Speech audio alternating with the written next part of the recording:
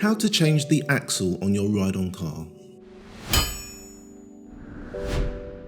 In this video, we're going to show you how to change the axle on your ride-on car. If your axle becomes worn out over time, then it may need replacing. Luckily, this is one of the easiest components to change on your ride-on car. You will need a small flathead screwdriver or pick, a crosshead screwdriver, a set of pliers if your wheel is secured by split pins, and the wrench that comes with the car if the wheel is secured with a nut. Let's get to it. First, begin by removing the seat from the car. This is most commonly secured with the Phillips head screwdriver.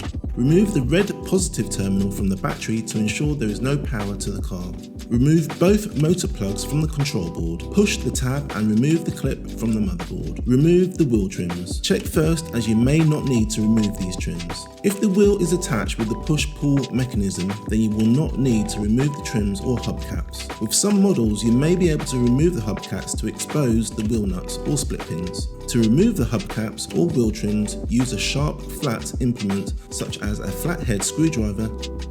Take extra care when removing, as the clips can be brittle. Once these have been removed, we can now begin to remove the wheels. Wheels are secured in 3 different ways: push and pull mechanism, bolt or split pin. Remove the wheel from the car, remembering how the hardware is assembled. You can take a photo of this to make this easier to reassemble.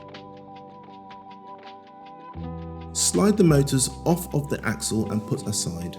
You can simply push or pull the axle out. To replace, slide the axle through the mounting holes on the body of the car. If your car has rear suspension, then you may need to use some force to push down on the springs whilst pushing the axle into the holes on the body. Slide the correct sided motors back on the corresponding sides of the axle. Attach the wheels in the way in which they were removed, making sure that the hardware is replaced in the correct order. Ensure the wheels line up with the gearbox correctly and secure, being careful not to over tighten.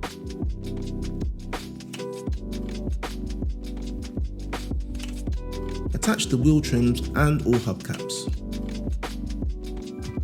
Reconnect both motor plugs back into corresponding locations on the control board.